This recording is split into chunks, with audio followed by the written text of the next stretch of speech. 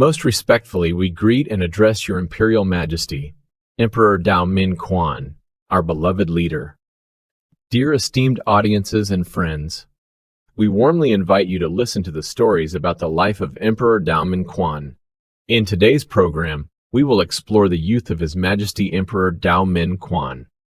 In the previous episode about the birth of Emperor Dao Min Quan, we discussed factors that influenced his character, particularly during his adolescence.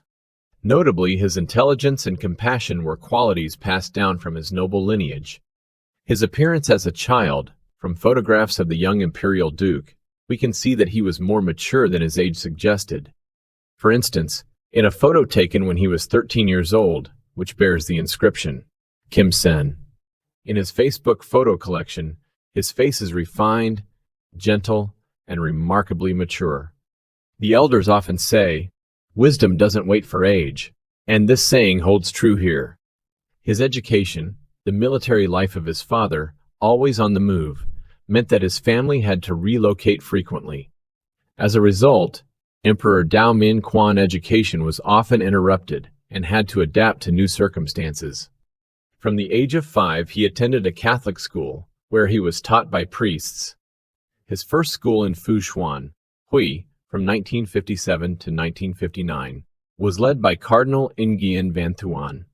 He then spent 3 years at St. Anthony's Elementary School in Hoa Vang, Quang Nam, from 1959 to 1962, under the guidance of Principal Father Beaton Go Ki Tro. After graduating from elementary school with honors, he began his middle school education at Sao Mai High School in Da Nang in 1962, where Bishop Levan and served as principal, and then at Dang Duc Tuan School in Tui Ha in 1963. Under the leadership of Father To Din Sun. Later, his family moved to Nha Trang, where he attended Ba Ninh School for 2 years, with brother Raymond Dang Van Hin as principal. In late 1965, he returned to Da Nang with his father and resumed his studies at Sao Mai School. In 1966, however, due to the Central Region's political unrest, his education was again disrupted. During his time at Sao Mai School, he frequently walked over 2 kilometers to and from school, and it was during this period that he met war correspondent Robert D. Oman of the Associated Press, AP. In 1967 to 1968, he simultaneously enrolled in 2 schools, during the day at Fan Jian High School, under Principal Professor Bidang Ha Feng, and at night at the Military Culture School run by the Psychological Warfare Division of the 1st Corps. In late 1968, when his family moved to Saigon, he completed his high school education at Lebao Tin School in Phu Nguyen in 1970, under Principal Father Phan Du Vien. What can we learn from this brief biography? Emperor Dao Min Quan is what you might call a school hopper, constantly changing schools due to his family's unstable circumstances and the volatile political climate. Despite the challenges, his thirst for knowledge and his parents' emphasis on education, true to the values of a disciplined family, ensured that he received an education and maintained proper manners. He began his education at a Catholic school, where the priests not only trained future priests, but also contributed to the country's educational system by cultivating talent. The curriculum at these schools included both religious and secular education, with subjects like theology, philosophy, literature, mathematics, science, and languages. Students also participated in daily religious activities such as Mass, prayer, and other rituals. The architecture of these schools often reflected European styles, with churches, dormitories, classrooms, and libraries. During his youth, there were many significant and educational experiences. One notable story is the Coca-Cola incident. In 1965, Emperor Dao Min Quan, then a 13-year-old student, was walking home from school. From a distance, he saw a group of children gathered around a tall American man near a jeep. The lively scene caught his attention. The American man was handing a half-empty can of Coca-Cola to one of the children. Seeing this, the imperial duke quickly approached. Standing in front of the towering American, he didn't hesitate. He knocked the can from the man's hand to the ground. His stern expression conveyed disapproval, causing the American to realize his mistake. Although the American hadn't intended to offend, The boy's mature awareness reminded him of the importance of treating children with respect, a principle of Western civility. The act of giving leftover food or drink could be perceived as disrespectful, even to impoverished Vietnamese children.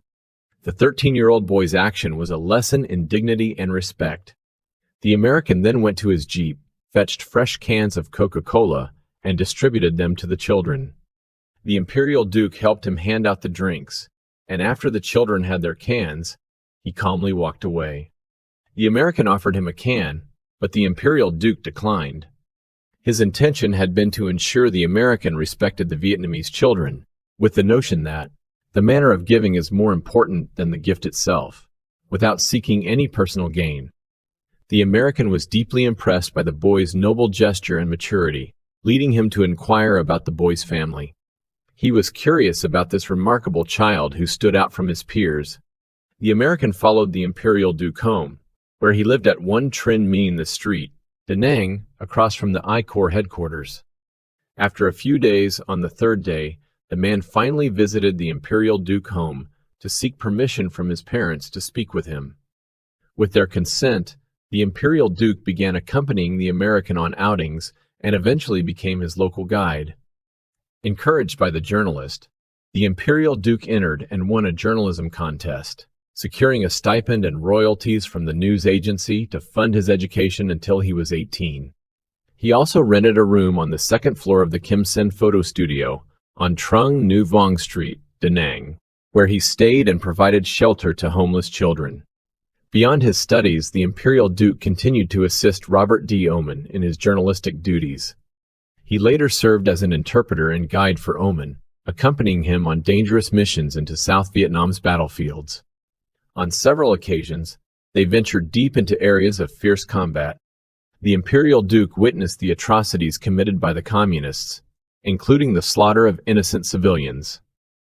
During the 1968 Tet Offensive, he saw firsthand the brutality of the war and the savagery of the communists through Oman's professional lens.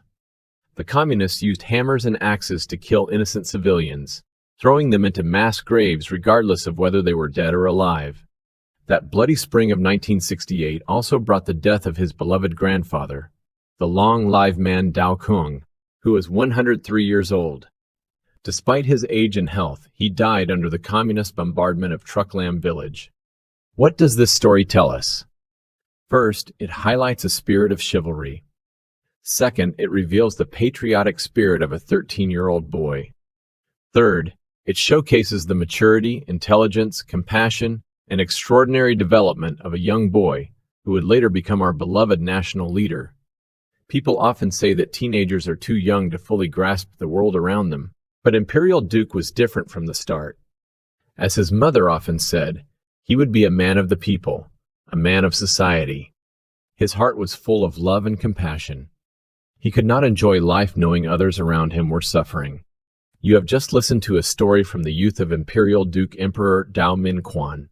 In our next program, we will share an intriguing story about a chess match between him and chess champion Li Chi-hai. Please stay tuned for the next episode. We respectfully and sincerely thank the Imperial Duke Emperor Dao Minh Quan.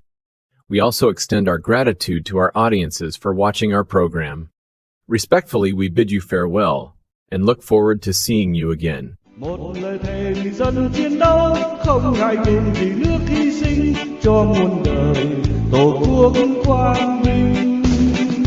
Việt Nam đào minh quân, dân đang chờ ngày vui nó ấm, xóa tan bao nỗi lầm than. Việt Nam đào minh quân, xây cơ đồ hồn thiên sông núi, ánh dương lên soi sáng khắp biển đầu, ánh dương lên soi sáng khắp biển đầu.